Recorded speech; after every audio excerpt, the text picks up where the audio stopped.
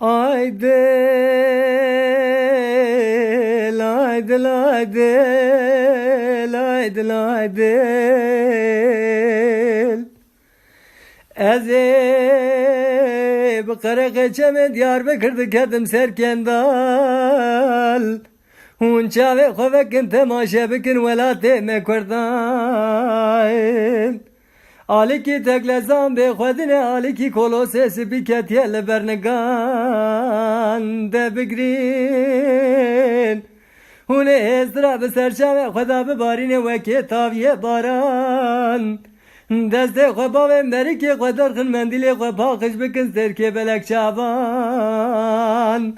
Deste khul bergoye khwadaynen.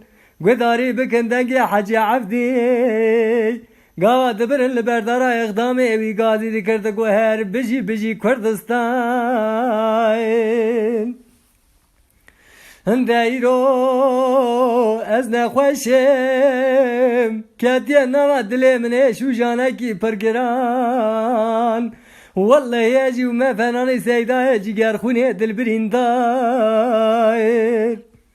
Hinceki fenani çay baboke çay cudi be hazarat edene şeyde me kurdan. Hazreti Fetili Mehmet Arangin şeveni ve şevamet kuştun cimala medert kızdın davetin seriyan. La şere Diyarbakır elme kızdın zindan. Seyda'ye cigerxun gotiye xwezil ecib buma fenani şeydeki bi xiretu bi iman. Şevekini ve şeve le goristana Diyarbakır teve o şeyda de kabreda uma mevain. Lebra vesiyeta mil webe gawa gwezmirem. Hune mezele mi çekil dere hapsan u zindan. Hune mi bişon baba çemi dişle. Hune karkare mi çekince telu teklesan.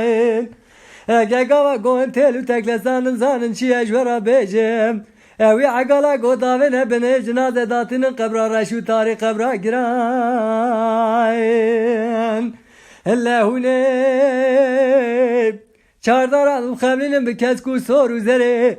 Hune deci gulu gulave da bir sermeda bir aşının esre çave dai ke şehidan. Aydel, aydel, aydel.